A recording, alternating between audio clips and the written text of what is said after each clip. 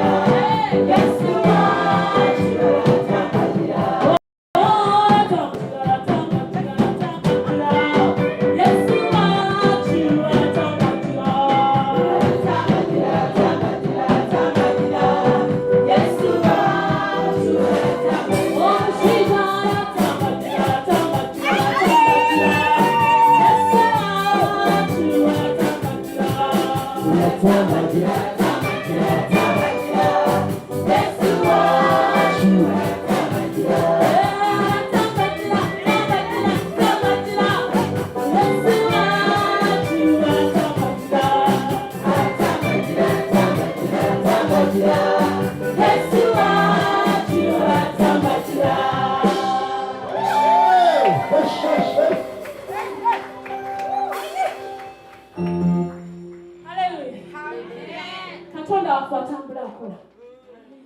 atambula akola wonna wooli akusangawo n'akola kyalina okukola. Haleluya. Twambuse mambuka banange tugenda kuyimba ku lukyoli awo akalulu kawe tugenda yimbakawo ku lukyoli tuyimbekawo ku lulugwalaawo oyambukangaeyo waggulu bagamba tebakubuuza naye ng'olimi lwaffe omumanyi bugabandumanyi bino byennyini bye tuyimba byokozesa n'obagamba kyolumanyi ase oba oyogera ku Yesu. Haleluya. Lubanga wakina loipe Yesu wanigina loipe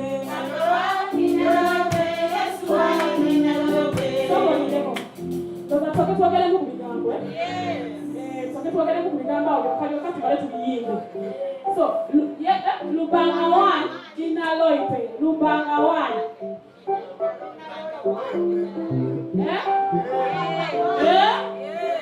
lubanga one wani wowo kiyimba togamba wani kiyimba tugamba one lubanga one gina loipe Yes, one in a loyal pair. Yes, one in a loyal pair. Hey, we get up in your mouth.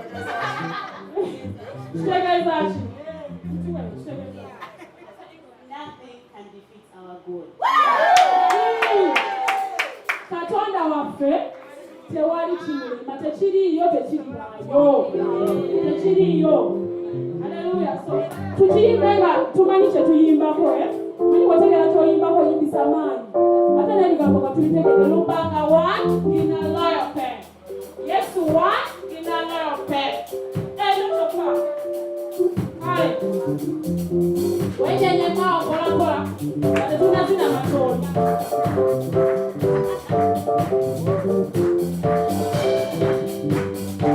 Lubanga one in a loyal pair. Yes, one in a loyal pair. Lubanga one in a loyal pair.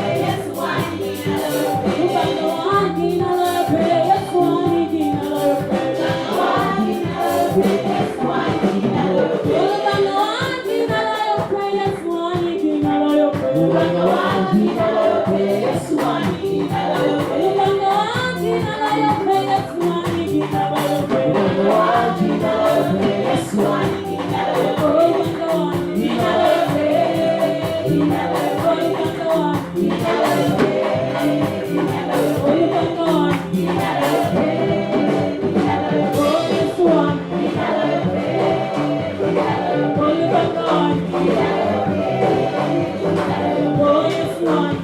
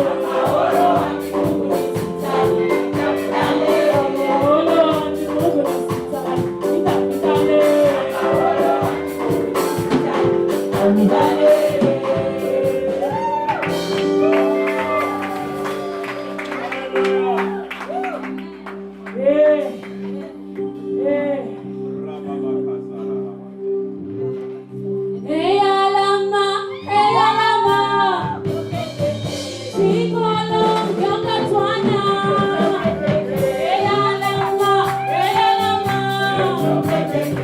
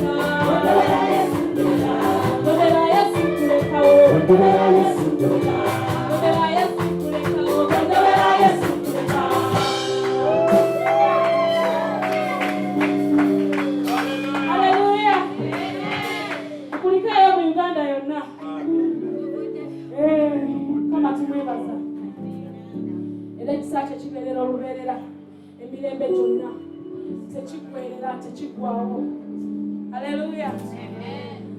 Tumwebaza olw'ebirungi byonna byatukolera. Tumwebaza olw'omusalaba.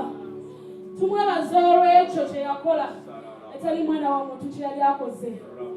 Yekka yeyinza okikola. Mu byafaayo byonna Yesu yekka yakikola. Era tumwebaza. Saba ogende maaso omwebaza Mukama nkwebaza. Mukama nkwebaza olw'okunjagala n'owaayo obulamu bwo. Byowerekereza byonna Mukama. N'ojja ku nsi ku lwange. Buli wetunuulira entaana eyo n'enzijukira ekyomuwendo kye wankolera. Buli wetunuulira omusalaba ogwo ogwali ogwange Mukama. N'enkusiima n'enkugamba weebale. Ate bwe ndowooza ku bulumi gwe wayitamu, okujoogebwa kwe wayitamu Mukama, ensonyi ze bankuyisaamu Mukama Taata, byonna byo byakufujjira amalusu n'engula ey'amaggwa Mukama. Nyongera okusiima n'ekugamba nti weebale Mukama. Weebale munnange kwewaayo ku lwange mu kifo kyange. N'osalawo obeere saddaaka. N'osalawo obeere Yesu Taata. Kiweebwayo Mukama. Esaddaaka eyaweebwayo ku lwange. Ne weewaayo Mukama n'oyita mu byonna. Okujoogebwa. Okuvujjirwa amalusu. Byonna ku lwange Mukama nkwebaza. Nkwebaza kubanga weewaayo. Nandibaddewo Mukama singa tewawaayo obulamu bwo. Nandiwaddewo Mukama singa tewawaayo byonna ebirungi Mukama. Singa teweerekereza bitiibwa bwo mu ggulu Mukama.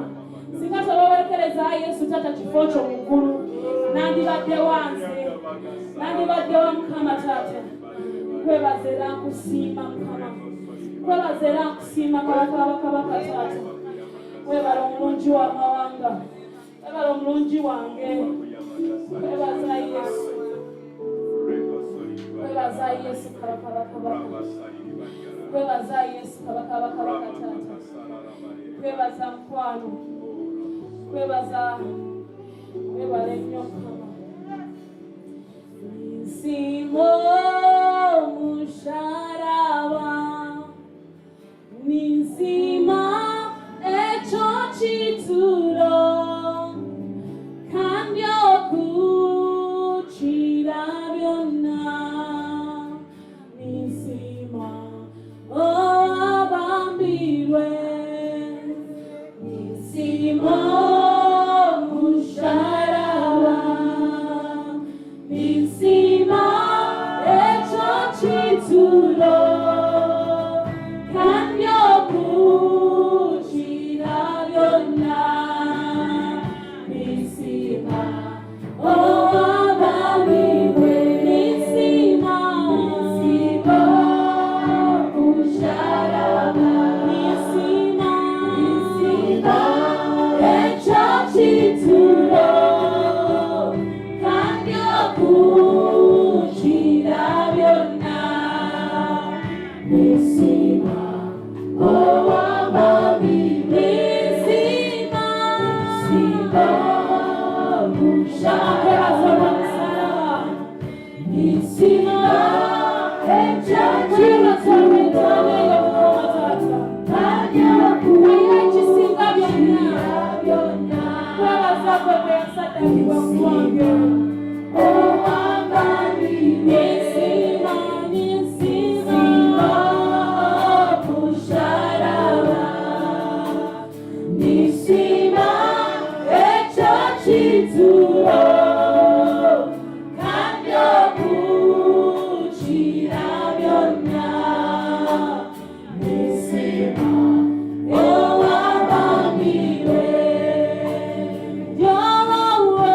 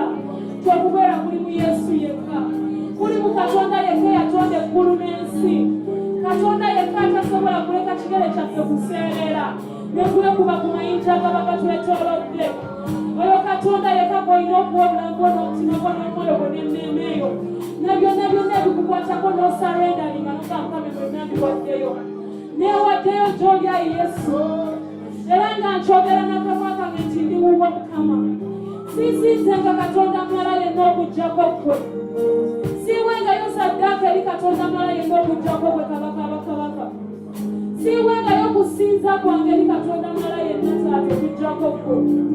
Ettendo lyange linaabanga liryo wekka Mukama. Okwebaza kwange kunaabanga kukwa wekka Mukama taata. Kuba nkizudde wotali siina kye nnyinza kukola Mukama. Siina kye nnyinza kukola wotali gwe kabaka taata.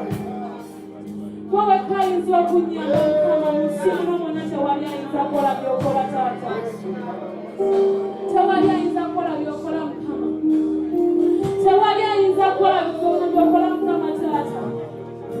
Ndaba kwamata Mukama taata n'awamantiranga mu gwe wekka Mukama taata. Gwe wekka ajjuza ennyota yange Yesu taata. Wekka Mukama gwe neetaaga Yesu. Sirina kirala kyonna kye neetaaga mu nsi muno okuggyako gwe Mukama. Ekigambo kyo kigamba nti ayina omwana ayina byonna, ayina omwana ayina eddembe, ayina omwana ayina emirembe, ayina omwana asinkana okusumululwa. Mukama nange nzize leero nga nkwetaaga nsumululwe. Mukama nzize leero nga nkwetaaga ngotole ebyo n'ebimirire mu bulamu bwange Yesu taata. Nange leero nzize nga nkwetaaga Mukama taata.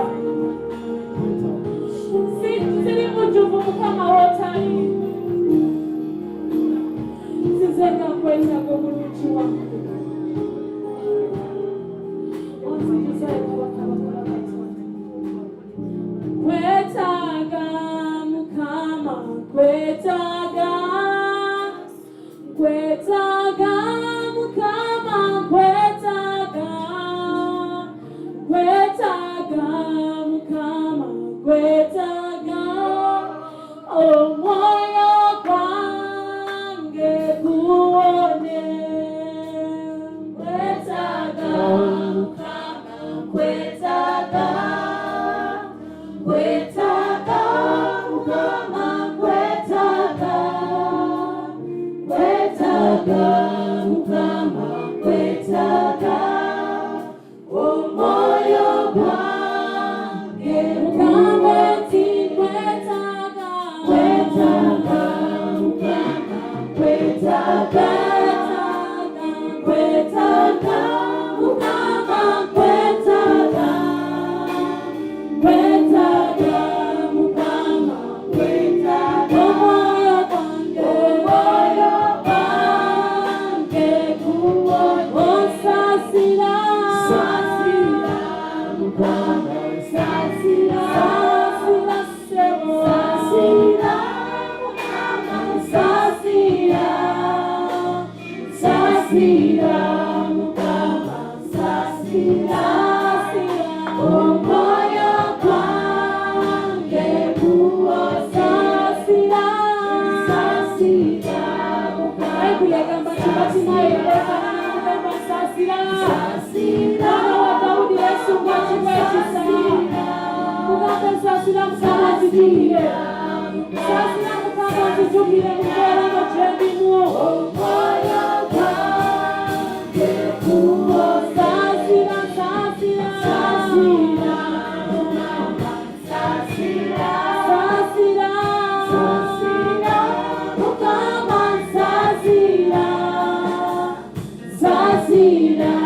mukama sasira Yesu omwoyo gwange guwo mamanyi mukama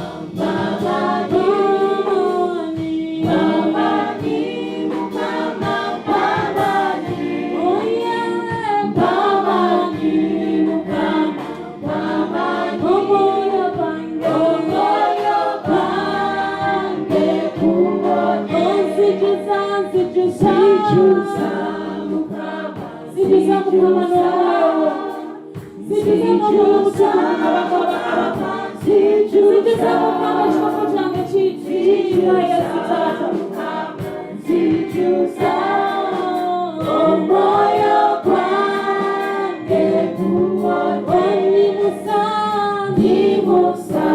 mukama nyimusa Yesu nyimusa mukama nyimusa mukama nyimusa omwoyo gwange guwone enda maaso mugambe mukama nyimusa nkwetaaga nyimusa mukama eno gyendi tunange ebisuba bizibu gyo taata wowe kagwayinza okuntaza mukama okunziza mwene embeera gyendimu wowe kagwayinza okunnunula ekabaka taata kulwange sirina kyenyinza kukola wowe kakama gwasobola ekabaka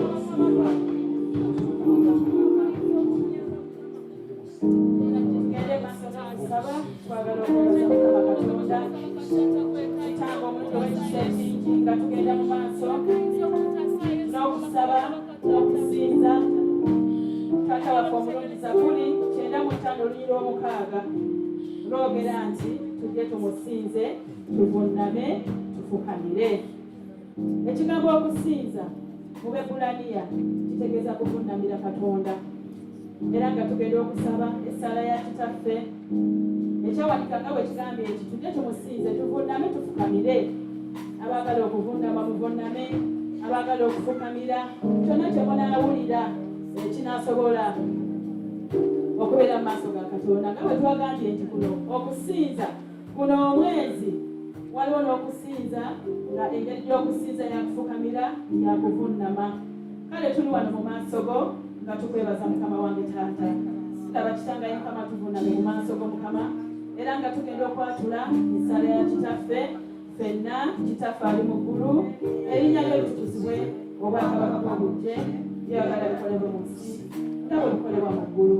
Olutendo lyaffe olwaleero otusonyiwa okwotula kwaffe nga tusonyiwa batuwummula totwala makenebwa naye tulokole mbi kubanga obwakabaka n'obuyinza n'ekitiibwa bibyo emirembe n'emirembe.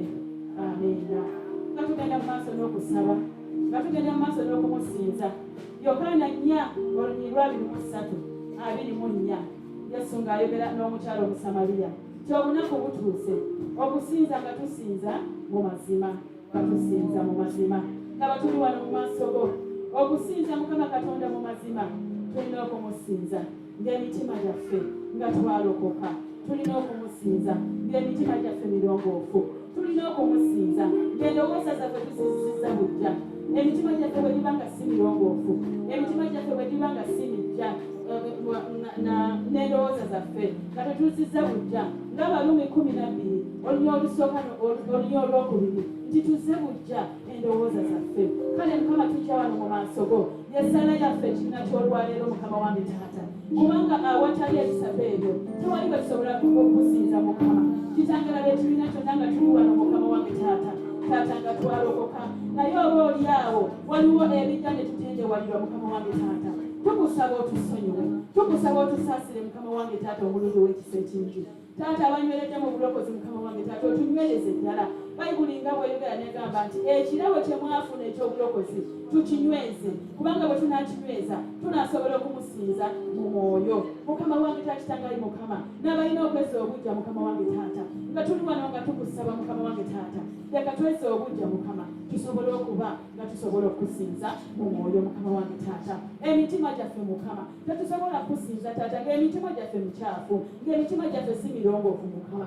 Taata kitangali Mukama Bayibuli nga bw'eyogera Isaaya 5:14 nti mu butuukirivu bwe tunaanywezebwanga Mukama. Laba y'essaala yaffe ku nkya y'olwaleero onyo tunyweze, emitima gyaffe gibeere emirongoofu, emitima gyaffe gibeere nga gituukiridde gy'oli Mukama wange Taata, kubanga oyogera nti mu butuukirivu bwe tunaanywezebwa ate tunaabeera wala n'okujoogebwa. Kabaka w'abakabaka Taata kitangali Mukama ekyo tukikusabye ng'ekibiina Mukama wange Taata. Taata kitangali Mukama ozze bujja endowooza zaffe Mukama wange Taata, otuwe ekisa ng'ekibiina nga GFM, ekisa eky'okusoma ekigambo kyo Mukama, kubanga mu kigambo kyo ekigambo kyo ge mazima. Bwe tutasoma kigambo kyo tunaakusinza tutya Mukama wange Taata. Otuwe ekisa eky'okusoma ebyawandiikibwa, otuwe ekisa Mukama wange Taata eky'okusaba, kubanga bwe tusaba wakati mu kusoomoozebwa tunaafuna emirembe Mukama wange Taata, mu linnya erya Yesu Kristo Mukama waffe Taata kitangali Mukama. Otuwe ekisa Mukama wange Taata kitangali Mukama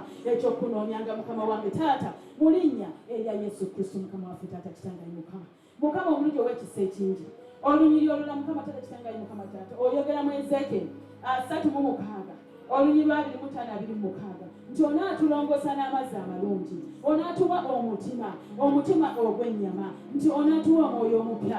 Y'essaala yaffe ku nkya y'olwaleero nga tubadde mu guno omwezi ogw'okusinza Mukama Taata otulongoose n'ago amazzi amalungi mu linnya erya Yesu Kristo Taata. Otuwa omutima ogw'ennyama mu linnya erya Yesu Kristo Taata. Otuwa omwoyo omupya ogunaatusobola okutuyamba okusinza Mukama wange Taata, wadde ng'omwezi tugusaanikidde Mukama, naye tuleme kukoma wano tugende mu maaso mu maka gaffe Mukama wange Taata nga tukusinzanga mu linnya erya Yesu Kristo Mukama waffe Taata. Kitange omulungi w'ekisa ekingi, twongera Mukama wange Taata kitangali Mukama. Bayibuli nga bw'eyogera nti n'okusinza n'emibiri gyaffe gino, Abaluumi 12 olunya olusooka nti emibiri gyaffe tugiwengayo nga ssaddaaka ennongoofu, nti bwe tukola ekyo bwe tukusinzira awo tuba tukusinza mu butuufu obwannamaddala. Taata omulungi ow'ekisa ekingi, ndaba tuwaayo emibiri gyaffe ku nkya y'olwaleero ffenna ng'ekibiina kya GFM Mukama wange Taata kitangali Mukama. Taata omulungi ow'ekisa ekingi nga bw'otugamba nti tukusinzenga n'emibiri gyaffe Mukama wange Taata kitange tuwaayo amaaso gaffe ganaalabanga birungi byerere Mukama wange Taata, amatu gaffe Mukama ganaawuliranga birungi byerere Mukama Taata, akamwa kaffe Mukama wange Taata kanaayogeranga ebituufu Mukama wange Taata, kubanga Bayibuli egamba nti bwe tunaayawula eby'omuwendo onaateekanga ebigambo bye Mukama wakaffe Taata. Kitange kyetukusaba Mukama nti Mukama wange Taata kitangayi Mukama Taata, emibiri gyaffe gino Mukama tujambule buli kimu kyonna ekya sitaani sitaani leka twambale twambaze obutuukirivu mukama wange taata tusobole okusinza mu linnya erya Yesu Kristo mukama waffe taata kitange obulungi ow'ekisa ekingi taata twagala okuwaayo ensonga eddala nga nnene olwaleero mukama taata kitangayi mukama nga batandise dda okulangirira abanyegenyege naye mukama wange taata kitangayi mukama taata tukimanyi kubanga mukama kitange bwe tusoma ebyawandiikibwa nti bakabaka bonna ne Isirayiri yonna mukama takitange wagisalira omusango nga emaze okwonona mu maaso go ng'emaze okusinza ebifaananyi ebirala kale tujja mu maaso go kubanga eddala nti bwe tunajja mu maaso go ne twenenya nga tukakkanye onaatusonyiwa n'ensi yaffe onaagiwonya mukama wange taata kitangera batuli wano nga GFM mukama tukwegayirira otusonyiwe olw'ebyo byonna bye bateekateeka abanyegenyege mukama wange taata otusaasirire ddala mukama wange taata era mukama wange taata kitangayi mukama bayibuli nga bweyogera mu Yobu 5:12 n'ogamba nti ento z'abagerengetanya zonna ozifiisa era toganya emikono gyabwe kutuukiriza bye babaddeko mukama wange taata buli nkwe zonna ze badde bapulaninga abanyegenyege mukama wange taata tukusaba zonna ozifiise mu linnya erya Yesu Kristo mukama wange taata tukusaba taata kitange badde batandise mukama wange taata bireme kutuukirira mu linnya erya Yesu Kristo mukama wange taata kitange obulungi yegoyogera mu Zaburi 3:3 olunyolo 10 n'ogamba nti yegoojemulula ebiwato by'abakabaka n'otaganya byonna bye bateeseteese obutuukirira mukama wange taata ojemulule ebiwato byabo bonna abakubidde nyegenyege mu linnya erya Yesu Kristo endowooza zaabwe zonna okuteesa kwabwe kwonna mukama wange taata okuzza ennyuma mu linnya erya Yesu Kristo mukama kulema okuyitamu mu linnya erya Yesu Kristo mukama wange taata byonna bwe badde bapulaningidde ensi yaffe Uganda okutuzza emabega mu busamize abaana baffe okubazza emabega n'emirembe egiddako mukama ebyo byonna takitange tubigaana tubiwanulayo mu linnya erya Yesu Kristo mukama waffe kitange omulungi tukwebaza kabaka wabakabaka taata kitange twagala okuleeta ensonga enkulu ayi mukama taata kitange ekkanisa yaffe taata kitange egenda mu maaso okuzimbibwa naye taata bayibuli egamba nti abazimbira bwerere nagwe tozimbye mukama wange taata era tukuyita kitangayi mukama taata tukwebaza woogijje woogituusizza ate woogitwala mukama kubanga abafirita ekisooka mukama olunyolo 6 nti kyotandika ekirungi okimaliriza mukama wange taata kale tukowola mukama wange taata ensimbi okuva ebule nebweya mukama wange taata okwate ku baana bo mukama wange taata kitangayi mukama taata ogule enzigi z'ensimbi mukama wange taata kitangayi mukama tusobole mukama taata kitangayi mukama okuzimba ekkanisa eno okugwa mukama mu linnya erya Yesu Kristo mukama wange taata tukwebaza mukama osaanidde osinzibwe obulunzi bwe kitange omulungi tetusobola kumaliriza kusaba nga tetujjukidde baana bo kubanga oyagala nnyo ffe okuyingira mu kituli mukama tuli wano mu kanisa ku nkya y'olwaliro naye abaana bo bangi bali mu malwaliro balwadde abalala bali mu koma abalala tebamalina kigenda mu maaso abalala bali mu okisigeni mukama naye kitangayi mukama taata twagala okukowola ogwo omukono ogwakwata ku Nazaalo wa Peetero omusujja ne gugenda taata golola omukono gwo eri abaana bo bonna abalwadde mukama wange taata okuwonyezebwa oba oli awo ne mu kibiina kino mukama nga mulimu abalwadde mukama golola omukono gwo mukama wange taata ogwakwata ku Nazaalo wa Peetero mukama wange taata abaana bo bawonyezebwe mu linnya erya Yesu Kristo mukama waffe amiina.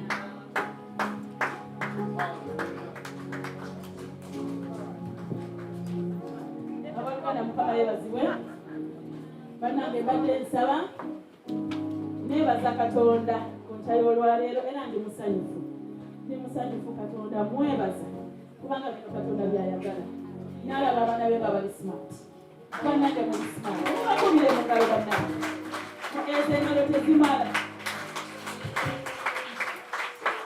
abakwaya muli smart era mwebale kuweesa Katonda kitiibwa ekyo nange ekyagala nnyo nkyagalira ddala mwebale ne mwebalire ddala okututwala mu kaseera kano ekiseera kibadde kirungi nnyo ennyimba zibadde nnungi nnyo mulina ennyimba ze muyimbye ne munziza emabega emyaka mingi ne munzijukiza baneesimaina kumanya ne munzijukiza shenkulu wange akayimba ako kabadde kasufu mwebanyo mwebalire ddala ate era tukolenga bwetutyo bannange kubanga Katonda w'amawanga gonna kikyekyo tuleme okulemera nnyo ate mu luzungu let us cut across kale mukama tumwebaza mwebale nnyo mwebalire ddala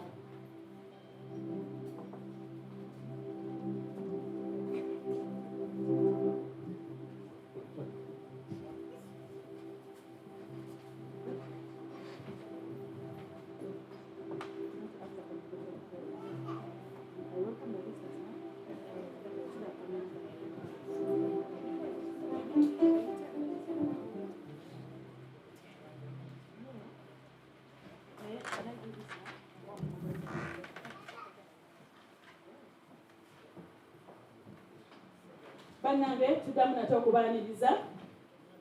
Tulina abagenyi olwaleero abazze tukyalira ku kyayo olwaleero. Abagenyi tetuyiramu mugenyi. Bannange twali wano ne tuteesa ne tukkiriziganya nti tukolenga ki?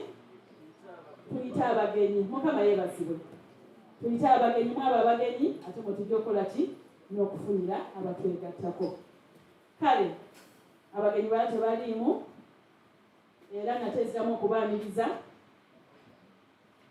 omulundi omulala.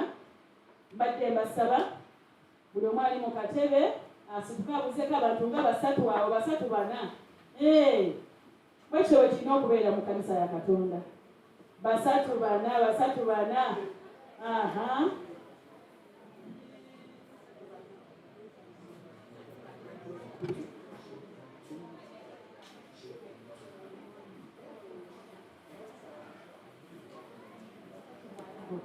Kale nga mbadde mbasaba mwebalire ddala okukola ekintu ekyo.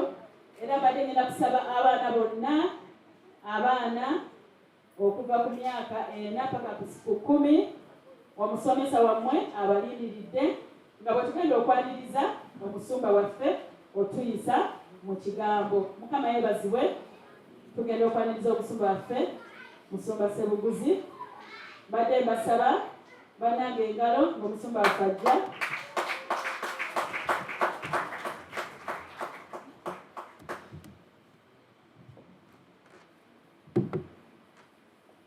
Kama yeebazibwe nnyo. Tuleko mukyala Sinoga mu ngalo nga ayambadde bulungi egganduula ery'abaweereza.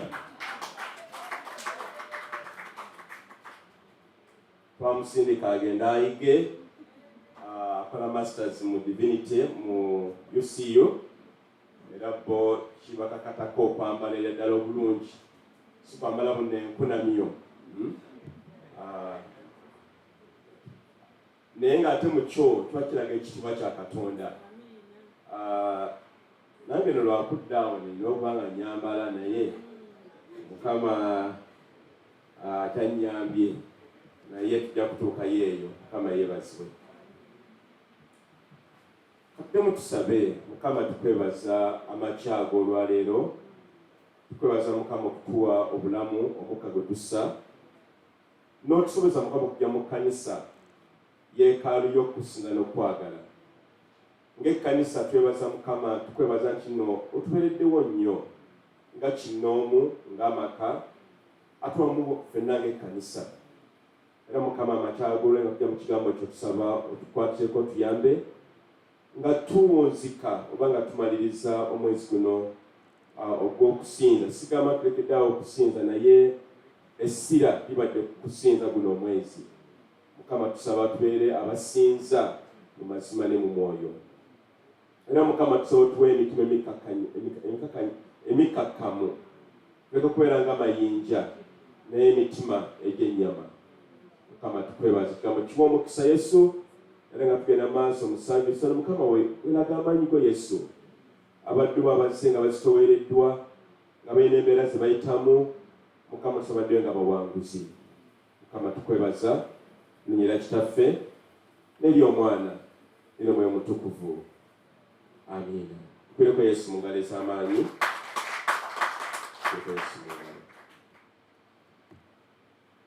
Buuza akulinaanye oba ayeze ne Bayibuli ye.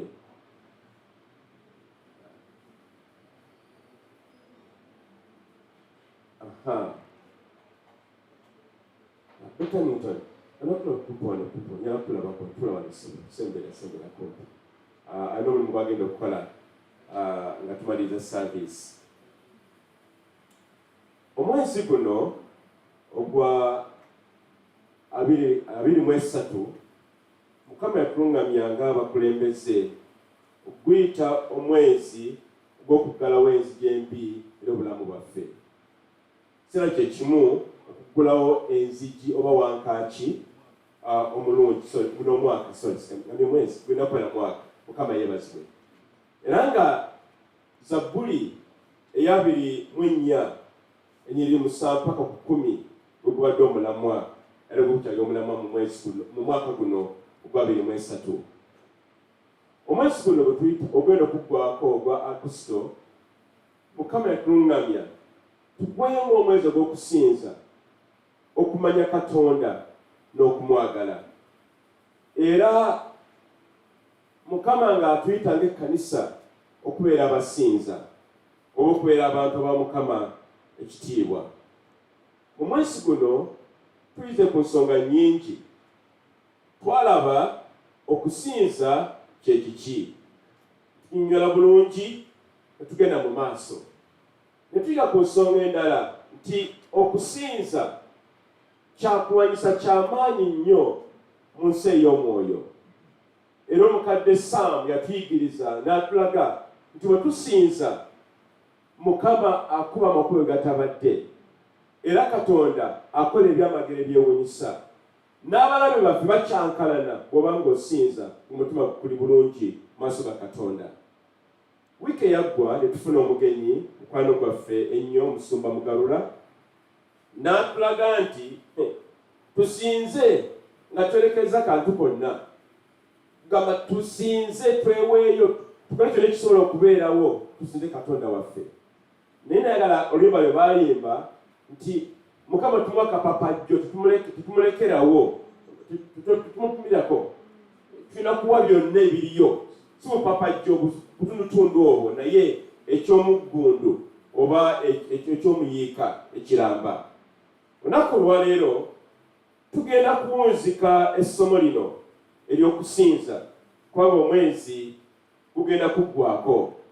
Naye nga saba kudda eyo, njala okwebaza abayimbi n'abakuba ebyuma.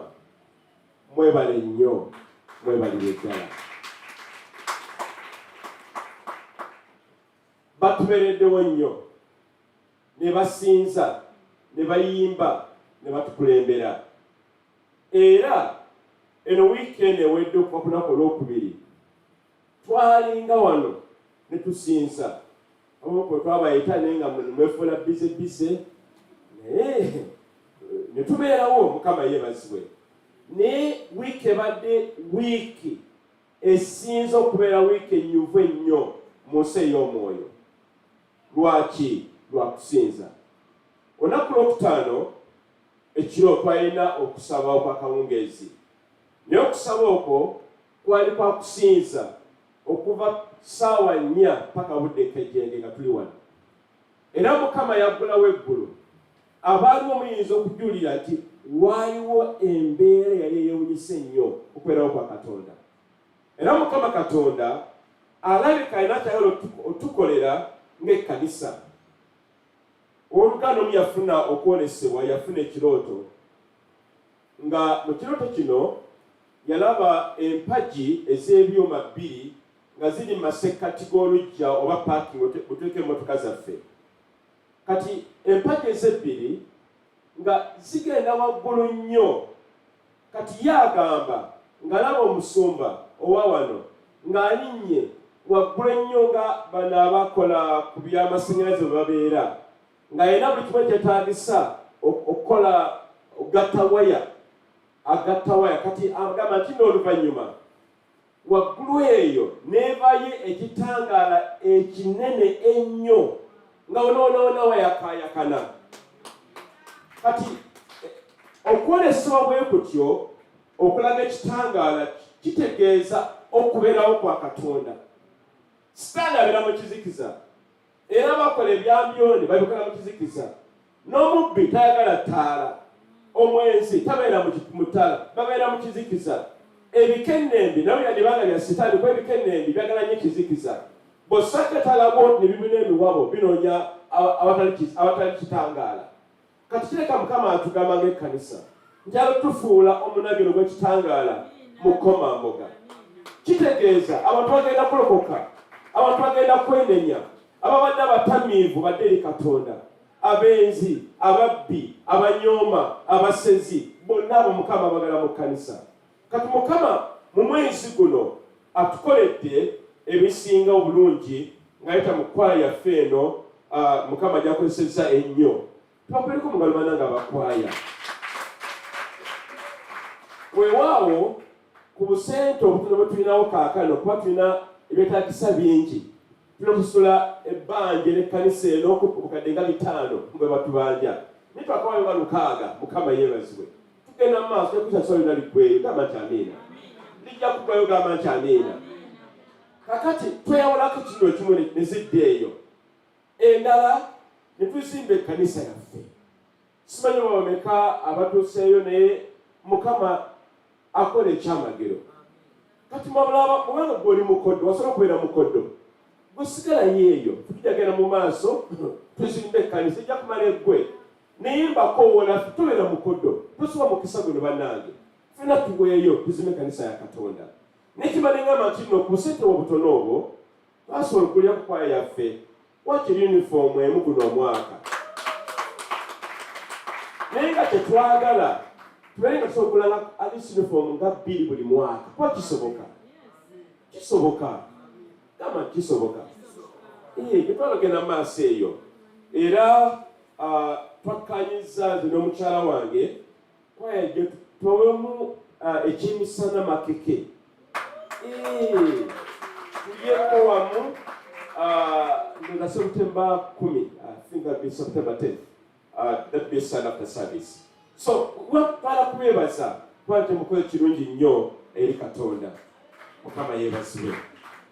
Kale, Katonda waleebala okumaliriza n'okufundikira essomo lino ery'okusinza nga tulina omutwe agugamba nti weewaawo okwemalamu mu kusinza.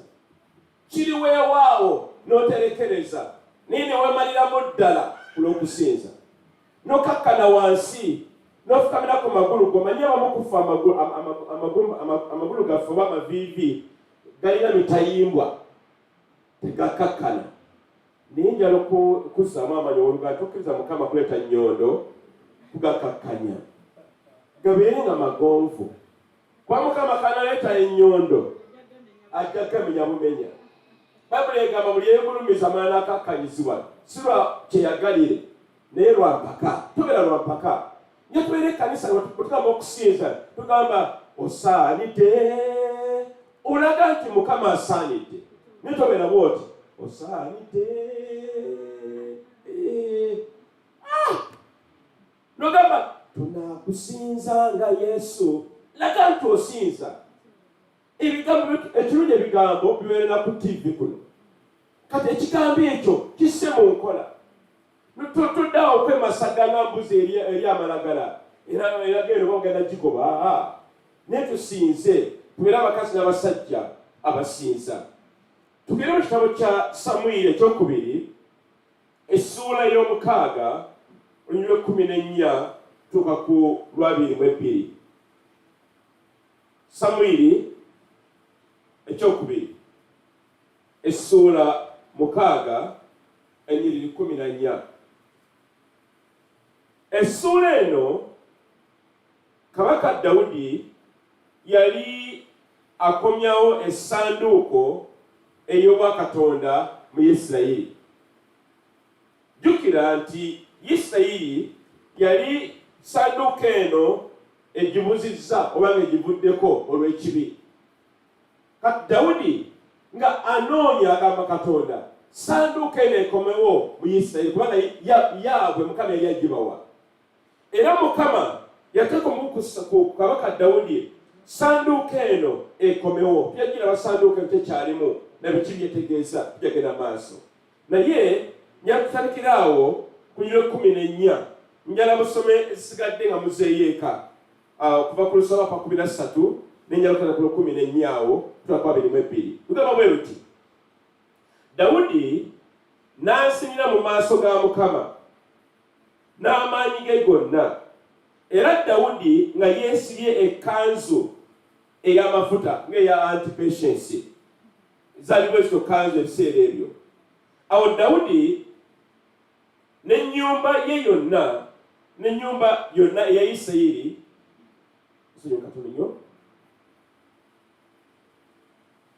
ne balinnyisa essanduuko eya Mukama nga boogerera waggulu era nga bafuuwa ekkondeere. Bakukondeere yange. kati bwe mundabanga nfuweeta ekkonde lino siri musezi oba siri mulogo gali amakondeere ge baafuwanga era amakondeere gano mu nsi ey'omwoyo g'amaanyi nnyo buli lw'oligifuuwa ensi ey'omwoyo ng'eyimuka mukama yeebazibwe tiyo kwogera mu nnimi bw'ogera mu nnimi sitaani tategeera kyoyogera walina akatono era n'ekkondeere lijja n'obuweereza lijja ne meseji yazo era mukama atuyambe tuzigule ate ne bagiseera eno $100 emitwalo 30 n'esigwamu tagula mu Isirayiri nungi ziri no bbiri ndala eryawo munda mu ofiisi ziri bbiri kati omusajja ono Dawudi bali bafuuwa ki amakondeere amakondeere lino gana gasinga mazima ddala gava ku ndiga endiga ziba n'amayembe bwe gati mu Isirayiri gaba ga mbuzi olwaga ga nte naye amakondeere gano mukama yagosa nnyo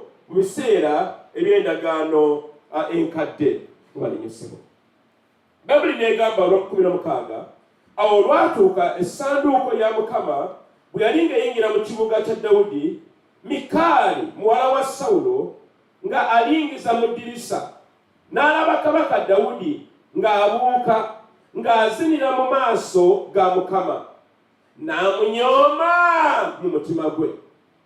Bannange muwulidde? Tujagenda maaso naye kambeko kyeŋŋamba bw'obanga ozze okusina mu kkanisa nga omulimu gwo kutuulira bantu oliyambadde nga tuyakala ki ye nga biiti ebuuseemu yakulembera okuyimba ono yasabye olwaleero emitima gy'ekika ekyo minyoomi era abanyoomi tebalirinnya mu ggulu tebalituukayo kati omukazi ono yali munyoomi ensi ne kabaka bali wansi bazina basanyukira sanduuko ali ludawa waggulu mu ddirisa tebimukwatako ali mu kamooli bw'obanga ojja mu kusanga olera mu kamooli zikusanze gaye neguddewo amaaso naye Mukama atuyambe bekubeera ng'omukazi ono muwala wa Sawulo. Bayibuli n'egamba nti omukazi ono Mukama amusaasi tugere mu maaso n'amunyooma mu mutima gwe teyamugamba naye amunyooma mu ki mu mutima gwe oluusi toyogera omanyi abantu abanyigiriza abalala oba banoonya bebogerako abalala tebatera kwogera babeera nga batula naye nga ebigenda mu maaso downloads nyingi laba nti kano akasajja kanti ne kali kalabe ikana kazi obulunga butono yikali kabaki ne bigenda mu maaso bwe bityo y'obuviiri bw'abaki obwono naye sinayiseko mu saaluuni tugende mu maaso n'amugamba ne bayingiza essanduuko ya Mukama ne bagiteeka mu kifo kyayo. Waliwo ekifo kyayo era okusinza kulina ekifo kyakwo. Bayibuli egambye mu kifo kyayo wakati mu weema Dawudi gye yali agizimbidde. Dawudi n'awaayo ebiweebwayo ebyokebwa n'ebiweebwayo olw'emirembe mu maaso ga Mukama.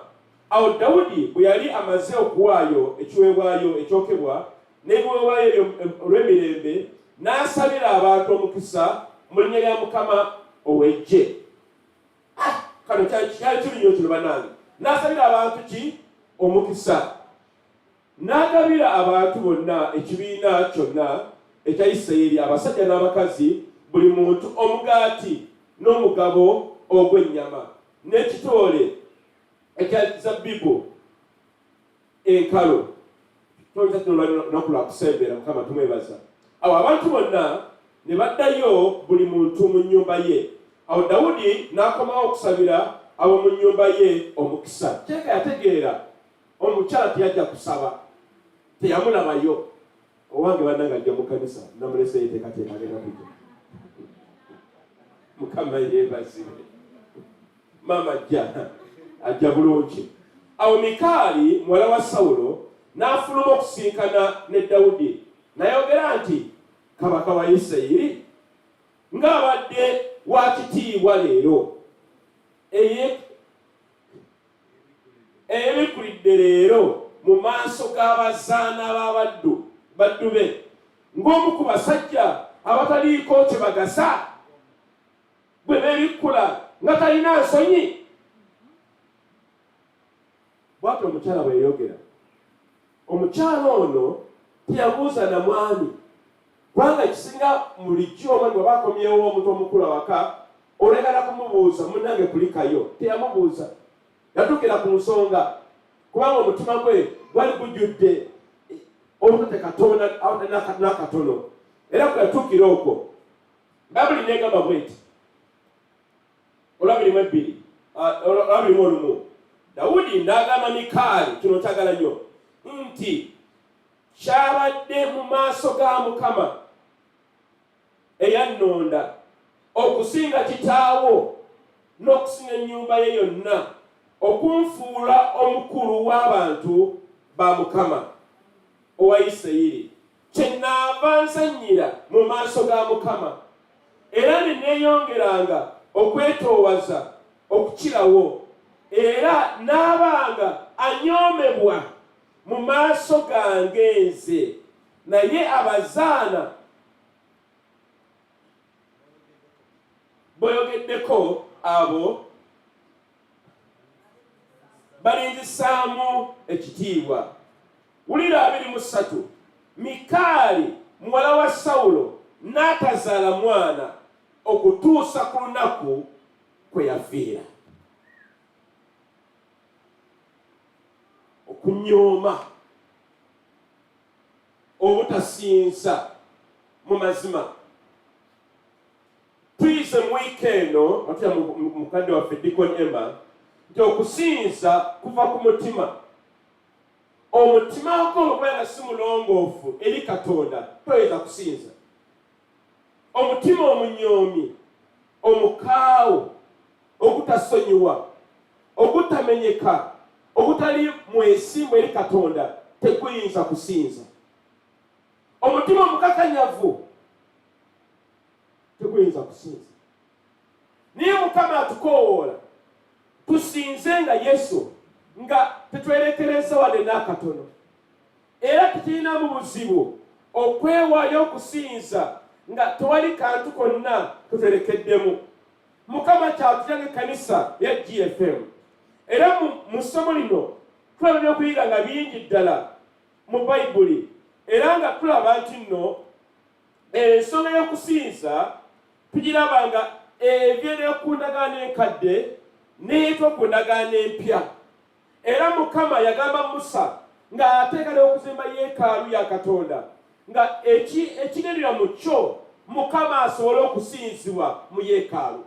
Era y'ensonga lwaki ffe tulwana tukole yeekaalu eno, sigamba nti ffe kufuna kitiibwa, naye okuwa Mukama ekitiibwa nga tugikozesa okumusinzanga buli lunaku, nga tusinza nga tetwerekereza wadde n'akantu akatono konna, naye nga twewaayo nga Dawudi naye bwe yakola. Era okusinza tuwa Mukama ekitiibwa, ne tumuwa ekitiibwa kimugwanidde, ne tumugulumiza, ne tumusuuta, ne tuba nga tumuteeka w'alina okubeera mu kifo ekituufu. Bayibuli egambye sanduuko baagiteeka mu masekati ga yeekaalu. Kakati okusinza kulina okubeera mu masekati g'omutima gwe ng'omuntu. Era naffe ng'ekkanisa okutwalira wamu buli kye tukola kyonna kirina okubeera nga kisinza Katonda mu masekati. Mukama tabeera eri mu mabbali. Kirina abagole ku mbaga yaabwe tuyinza bateeka amabega, babeera mu masekati wennyininyini. Era Mukama naffe katuyite okubeera ng'ekkanisa.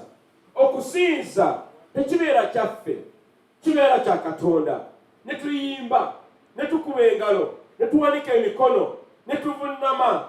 Era Mukama atuyambe nti nno tujja kwekwasa gitugenda mu maaso nti nno omenye ekkanisa wansi waddugala sina kufukamira awo.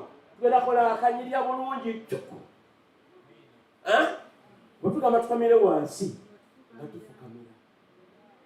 Mujjukire tugenda mu ggulu. Bayibuli egamba abakadde mu ggulu baba avunnamye wansi era bayibuli na ku ntebe osanga teziribaayo. Okay, ani era alabyeko omuzikiti ogulimu entebe oba essabo? Halo, teriyo. Wa entebe tuzeetaaga naye gye tugenda tubeere nga kifo kirungi. Of course entebe zijja kubeeramu, mukama yeebazibwe. Waliwo nali mpita juzi ndaba obutebe nga bw'ekkanisa nabulabye nabuzize era sente muzitegeke kwanja kuzeetaaga. Wano njagala obukadde 13 bwetaagamu. Mukama yeebazibwe tusereka ekkanisa eno naye okumaliza byonna twala obukadde nga 5 kumpi. Tusome mu sisitemu nga mpya, tusome byonna nga birungi, naye ekigenda mu kyonna ekyo kyonna kusinza Yesu Kristo. Kumusinza mu ndagaano empya ne Yesu yasinzibwa. Matayo 14:3 Bayibuli egamba nti abo bonna abaali mu lyato ne bamusinza ne bamugamba oli mwana wa Katonda. Bamusinza n'abo abaali mu lyato ne bamusinza nga bagamba nti mazima oli mwana wa Katonda. Tulina okusinza Yesu Kristo. Ekkanisa eneesembayo oluvannyuma. Mukama atuyita tusinze Katonda, tumwagale, tumusuute, tumuwe ekitiibwa, tuve mu kusinza ebirala byonna. Tuli mu nnaku nga twasinza buli kyasobola okusiikana. Abasinza embwa, abasinza enkoko, eriyo bennyini abeesinzabo bennyininyini ng'abantu balowooza nabo bafuka bakatonda. Abalala basinza bufumbo bwabwe, abalala ne basinza amadiguli ge balina oba ensimbi ze balina, abalala ne basinza sitaani nga bali mu nnyimbe nga baziika, ne basinza emizimu n'emisambwa. Naye ffe Mukama atuyita ekkanisa tusinze Katonda omu yekka, ye Yesu Kristo omwana wa Katonda omulamu eyatonda eggulu n'ensi. Ffe tugenda okusinza obulamu bwaffe bwonna paka tuligenda mu ggulu. Tugenda musinza Mukama. Ate n'akajanja sitaani akoba akaaba yetubire ku munyaanya. Tugenda kusinza Katonda waffe paka ne paka. Lwaki? Kubanga Mukama yatuyita, yatutonda okumusinza. Mukama gwe twakkiriza akola buli kimu, naye kyatasobola kukola kwe kwesinza ye. Kati gwe nange yatuyita tumusinzenga. Yensobola ti Mukama yakutonda. Sikola sente waawo tuzeetaaga, sikubeerawo n'olaga bino ne Mukama yatukola tumusinze. Era Mukama y'emitima emikakkamu. Kale obudde bugenze naye njala tulabe biki bye tulaba ebisira ku bino mu tusomye wennyini awo. Ekisooka, okusinza mu biseera bino kwali kukulu nnyo kubanga essanduko ya Mukama yali ekomawo okudda mu Isirayiri. Jjukira sanduko eno yali ebiseera ebyo bya Dawudi yali kumpi myaka nga 400 okuva Mukama yagamba Musa ogizimba. Tekyali mu sanduuko. Ekyali mu sanduuko mwalimu amayinja agaliko Ten Commandments, amateeka 10 ge gaalimu. Ekyali ekyali omwo mwalimu mana, omugaati gwa mana, of course gwali gukaze nga mweguli omwo. N'ekyokusatu ekyali omwo mwalimu omuggo gwa Alooni gwali omwo era. Balimu ebintu bisatu. Era ebyo nga bye biraga okubeerawo kwa Katonda. Dawudi ng'akimanyi nisera Mukama tabeera nabo tebajja genda mu maaso ng'ategere mazima. Senga ekkanisa terina Mukama twandibadde wano olwaleero. Katwongere mu maaso okubanga tusinza Katonda kubanga Mukama tumwetaaga essaawa 24. Ekyokubiri, omukazi ono Mikaali yali munyoomi nga tasinza era njala n'okulowooza nti osanga omukazi ono talina mulokole. Kyokka nkyogere bwe nti bw'obanga okalubirimu okusinza kikulu nnyo oddemu weekebere w'Oluganda walokoka oba olowooza nti walokoka. Kubanga obanga walokoka okusinza tukubeera munakuziwalira Katonda. Kubanga Mukama oba omwagala oba omuwa ekitiibwa oba omukkiririzaamu omuntu gw'oyagala ng'omukyala wafu kati ngaffe abafumbo oba omwami obeeramu naako. Mukyala wange atambula nnyo, yali China okumala ku weeks nga 3, kati ate agenda Ivory Coast ave agenda Ethiopia. Naye waba taliiwo amaka omuddo gubeerawo n'ogulaba nga mulungi, nekoko ne bagifuma n'ogirya, naye wabeerawo matrisi kyekyo nga nagenza okusoma emukono. Amaka gabeerawo bwega tegaba tegawera. Lwaki gweyagala taliiwo? Mukama yeebazibwe. Naye omukazi ono alabika yandiba nga teyali mulokole. Oluganda bwubanga otawanyizibwa n'okusinza nga mu kusinza amaaso tegatereera, kakasa nti walokoka. Oyinza okuba nga tolokokanga golowooza waloka naye nga Yesu ali mu ggwe. Naye Mukama atyamba abooluganda twekubeera nga mukazi ono Mikaala. Ekyokusatu, omukazi omugambye ali munyoomi. Abalasinza Mukama babeera banyoomi, emitima mikakanyavu, baba balowooza be basinga obungi, era ebiseera ebisinga obungi babeera mu mibiri si mu myoyo. Ekyokuna, omusajja ono Dawudi yawaayo buli kamu konna konna ke yali asobola kuba yayagala nnyo Mukama. N'awaayo embuzi, n'awaayo endiga, n'awaayo saddaaka, n'azina. Omusajja ono omutima gwe gwali gwa bwakatonda. Bayibuli egambye yazina n'amaanyi ge gonna. Suda ku lulembe kukwana mu binabina. Nedda bambi si ye Dawudi. Kati ng'ekkanisa Mukama atuyita tubeera abasinza eyo ekikabo ekityo. Ekyokuna, olwadde ekyokutaano, Kabaka Dawudi yalumbibwa n'omukyala we nga bwe tulabye butwasomye wairego, nga omukazi amukakanaka amubuuza oyinza otya okuzina bwotyo ng'atalina dignity. Abennabbingo ne Gayaza bagamba nti bo abakyala abegayaza baba ne digi. Enkuba ne bwe beetonnye tebadduka, bamulaba tangadduka mu nkuba. Bw'ati atwanga mutobu ng'ebina bitobye naye nga natusoma nga yewa Gayaza na Nabbingo mu digi. Eyo digi ejja kukola mu Geyo n'Oluganda. Kabaka Dawudi yabuuka n'azina n'amaanyi ge gonna. N'azina naye mu kuzina okwo Sitaani yayita mukyala we okuba nti amwaŋŋanga amubuuza lwaki azine bw'ati. Naye ng'ate bwe tuba nga tuzinira Mukama tekirina mutawaana gwonna. Mukama yeebazibwe. Mukama ffe yeebazibwe. Mukama tuwe buli kamu konna akasingayo obungi.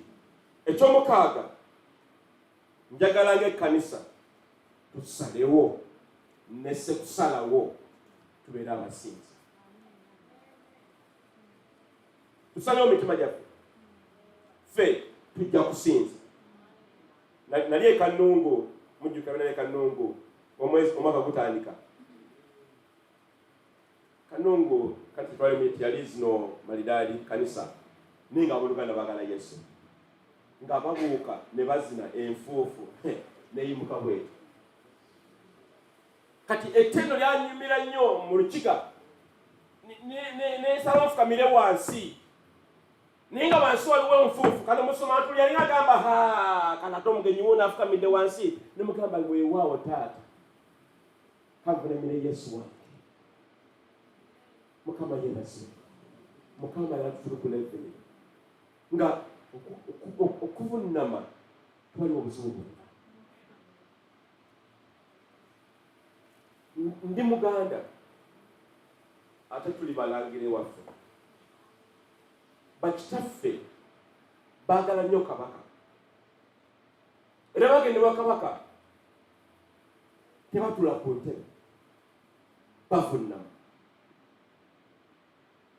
Ne bavunnamira omusajja omuntu ne bwe yala wansi oba bamusanzeewa oba ali luddawa bavunnama wansi bamwita Ssaabasajja.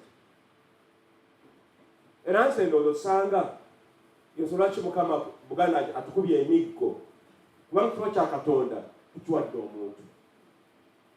Ne mukama atuyita gwe nange olwaleero tubeere abasinza ku level bwe ziti okuvunnamira Katonda kitaffe. N'olw'omusango olusembayo, ensonga esembayo,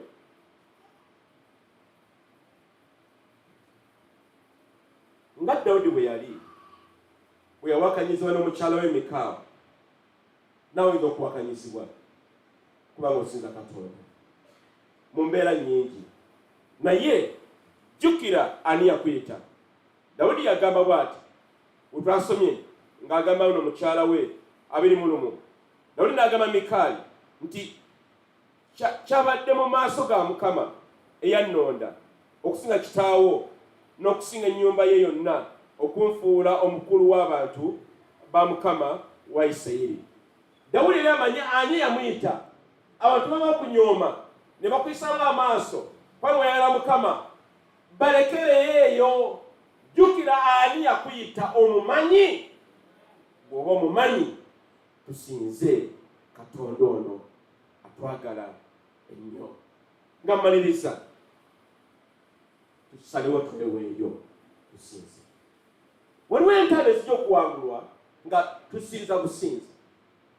Waliwo agatalo sematalo nga go ebyokuddamu sinakusibwa n'okusaba naye kusinza.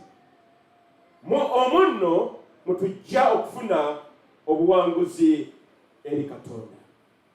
Mu Luganda abagamba wazze leero naye walokoka, oba olowooza bulowooza nti walokoka. Watunaba kulokoka, yimusa omukono gw'Oluganda okkiriza Kristo. Eri omutenda bw'atyo nga tulokokanga tekiri musante nalokoka. Era sina nagamba muki nalokoka njogera kati eri omuntu bw'atyo. Kale bw'obaga walokoka, njagala okukwaniriza ku mmeeza entukuvu, emmeeza ya Katonda. Batumaliriza omwezi guno ogw'okusinza. Teriyo okusinza kusinga kujja ku mmeeza ya Katonda. Kubanga emmeeza eno etujjukiza bulungi nnyo ebyaliwo. Yesu Kristo bwe yafa ku musaalaba n'atufiirira gwe nange, n'ayiwa omusaayi gwe ng'anoonya gwe nange okumusinza. Njagala okubaaniriza bannange ku mmeeza eno entukuvu. Teekateeka omutima gwo, tugenda kutambuza omugaati guno wamu n'enviinyo gy'oli, naye omutima gwo gubeere nga gusaanidde okusembera ku mmeeza eno entukuvu. Tubaaniriza, tugende mu maaso. Tugende mu maaso. Tuno omugaati guno bw'ogufunye, kwatirira, tujja kulira wamu ffenna kubanga tuva mu nnyumba y'emu, ennyumba ey'obwakatonda, ennyumba eya Kristo Yesu, era nga twanazewo n'omusaayi gwa Yesu. Kwata ekikompe, kwata n'omugaati, nja kubabuulira ekigenda okuddako. Omusaayi gwa Yesu gw'amaanyi weguli ogwayi omusaayi gwa Yesu gw'amaanyi gw'amuwendo mungi nnyo. Omusaayi gwa Yesu gw'amaanyi. Fumiitiriza omusaayi ogwo.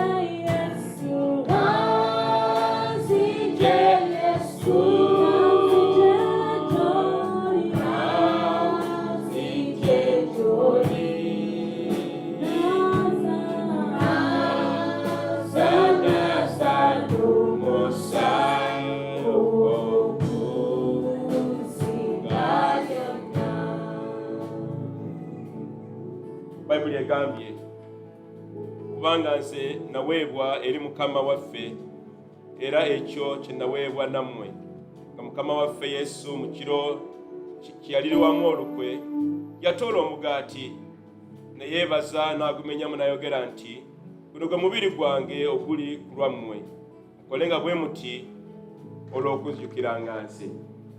Kwata omugaati ogwo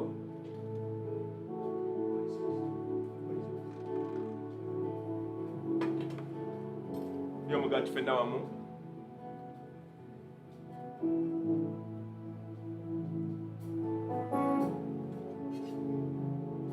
Era n'ekikompe bw'atyo bwe yamala okulya n'ayogera nti kikompe kino ye ndagaano empya mu musaayi gwange, mukolenga bwe mutyo buli lwe munaagunywangako olw'okunjukiranga nze.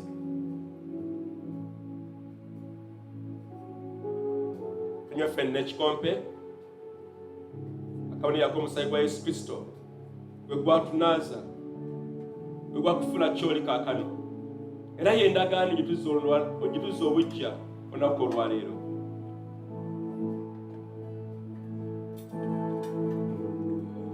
Nzibiriza ku maaso gonna w'oli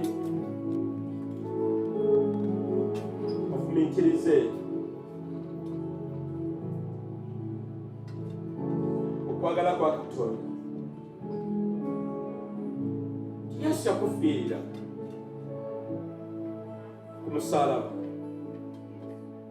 mu bukubi obungi ennyo,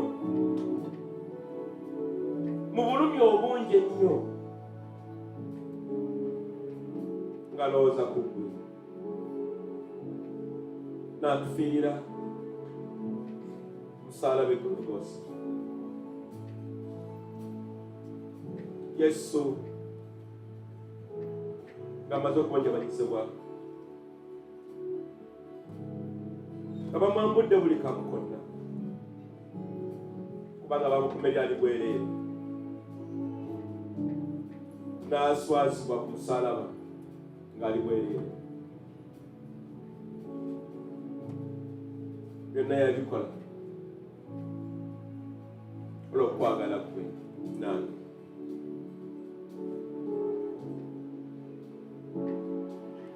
Yali anoonya obulokozi bwo, atayagala ogende mu ggeyeena.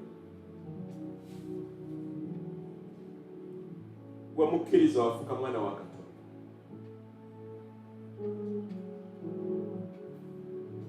Oli muddu we,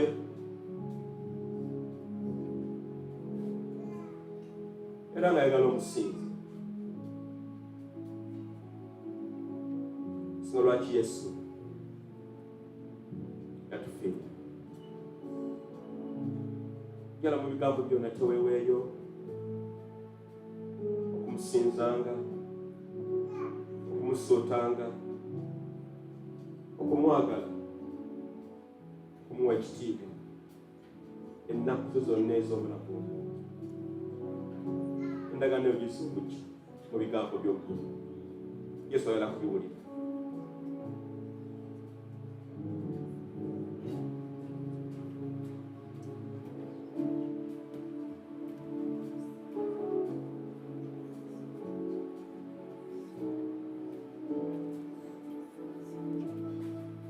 Tobeera nga Mikayiri,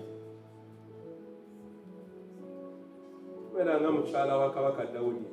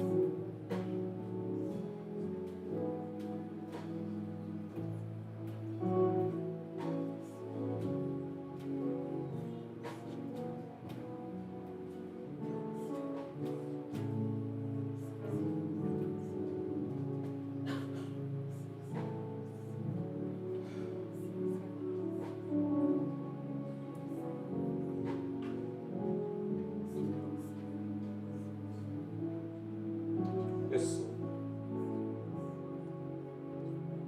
mutima gwo kubanga okusinza kuva ku mutima.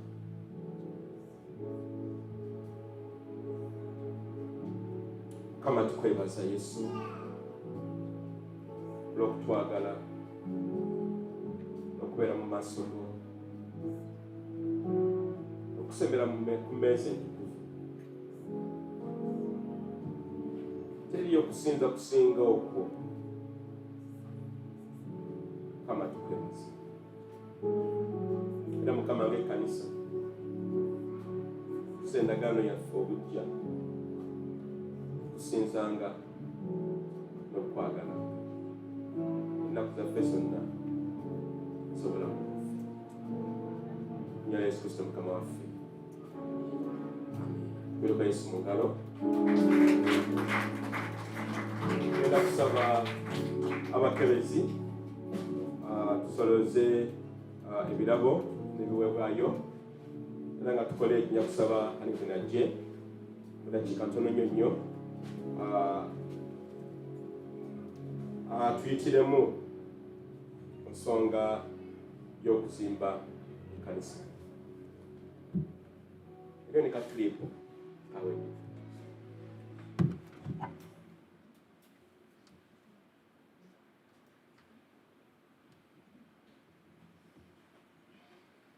Haleluya.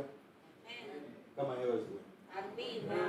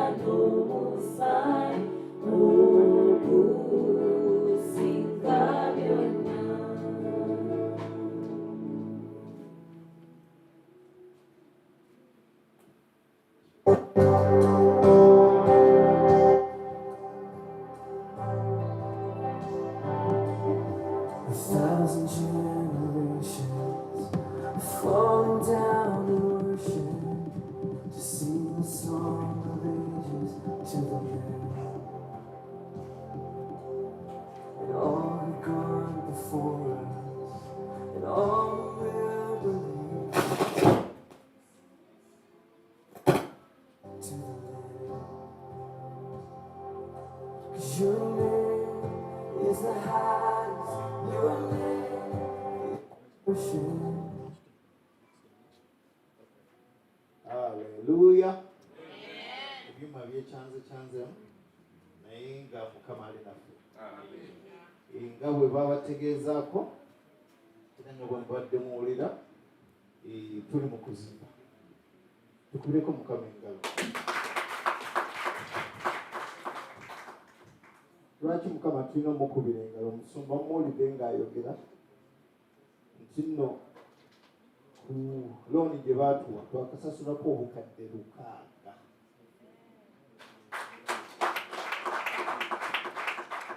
Owaawo bakyatuwanjayo obulala 5 naye tusasudde 600. 5 bye binaagaana ate okulaga nti Mukama wa buyinza. Waliwo kuzimbe guyimuka. Omusumba yali ayogerako nange n'agamba nti abantu ba gavumenti bajja wano ne bagamba nti mwe bantu ki abo bennyini muli abantu bameka mwe mukozesa omulimu guno gwonna kugamba nga balowooza oba waliwo omukono omunene omulala oguli wano naye kituufu omukono weeguli naye nga tebamutegeera kugamba tebakuteeka ku bitabo ne bagulaba. Mukama alina kyakola wano ate ekirungi ayagala kukozesa gwe ayagala kukozesa waliwo twali mu kameetingi lumu Mukama n'ateeka ekyawandiikibwa ekigamba nti Oluganda wano store up treasures for God. Do not store up treasures on earth, but store up treasures in heaven. Teweterekera bya bugagga wano zino ebikenembi ebiyenje ne bazita enkuyege. Kama atuyambe tulina kurepair bwetukola ewaffe enagamba ebintu twabimala ate kati era tuteekamu sente munange byonooneka ebintu byensi byonooneka ate kakati emyaka kati ngaegyange gyendimu tuli mu investment tutekewa sente tulina okufuna anti school fees tukaddiwa tugenda tubikola nolumu bigaana bayibuli kyeva egamba nti tereka eri naye olumu bikola sigamba nti no byonna bifa waliwo ebikola waliwo ebiroka Mukama atuyamba netukola investment neziroka naye nga bayibuli egamba tuterekeko eri ate kakati zino sente zetuwaayo Mukama alaba sacrifice zetukola Mukama alaba era abaana b'abaana bo ensiga egenda boogerera kankiddemu muyinza okuba temutegedde ojja kufuna omutwalo bagulemu ebulooka 2-3 zibeeraawo zimalewo emyaka 10-15 abaana b'abaanawo buli bulooka eyo gye banaabeereyo ebiringa eboogerera amafuta gagenda kutambuliranga wano naye nga bulooka eyogera ag'amafuta gakuume abaana bo n'abaana b'abaana bo kubanga otadde mu mulimu gwa Mukama.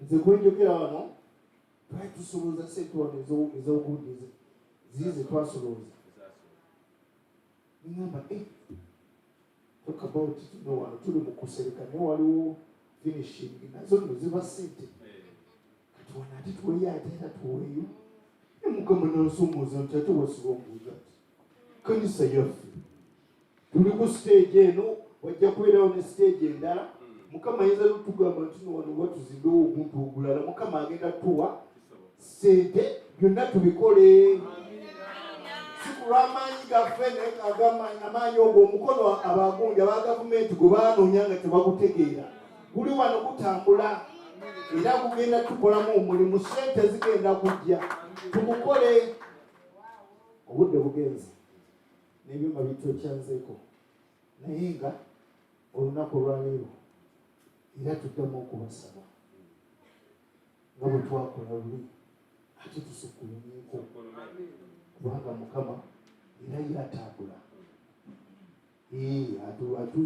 atutwala okuva mu kitiibwa okudda mu kitiibwa ekirala eri twasooza miliyoni 120 eri twagala 130 zokka ate nga Katonda agenda kukozesa gwe Katonda agenda kukozesa abalala nange agenda kunkozesa kakati era okuyita mu bumpipi tujja kwongerezaako ndooza wiiki ejja twakoze bukaadi bwe buti ba ashers bwe bamusobodde bambi buli omu muweeko twagala okukola eno campaign tugiyise okumaliriza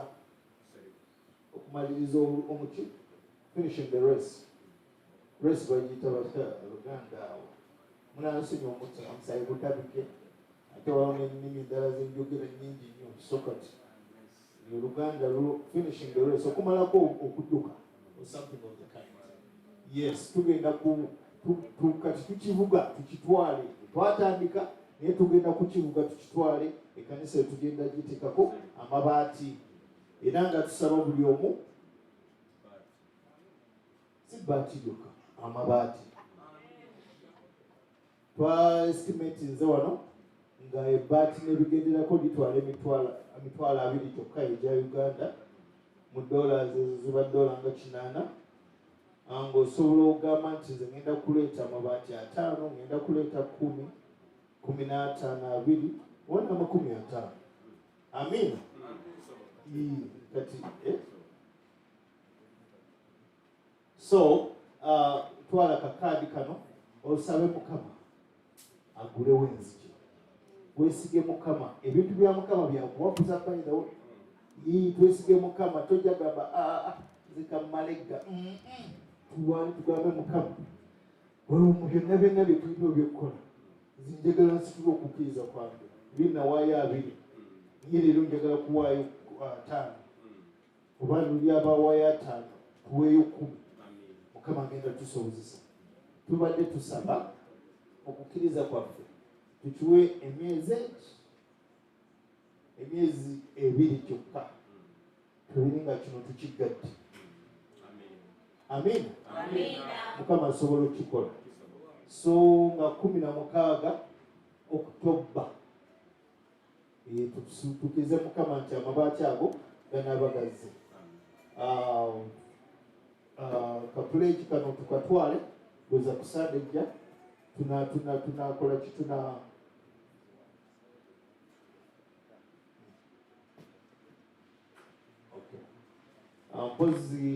mpozi kama wange ono aŋŋambye nti buli atuteeka kaadi tubadde twagala wewandiise tubadde tukusaba wewandiise tusobole okubeera nga tusobola okufolowinga up naye nga of course preferably wandika juza n'ogamba mu mafuta gano kanzikirize Mukama nti nze ne famire yange of course wawo kati ngaffe mukyala ajja kugamba kati nze n'otambuuzaako kale Katonda ayogereramu ggwe tujja kubakkiriza mugende mukyogeremu nga famire naye tukirize Mukama nti Mukama agenda tukozesa omulimu guno nagwo gugwe. Tutandise leero era tugenda kiggala nga 16 Oktoba. Amina. Kama akume abakulu.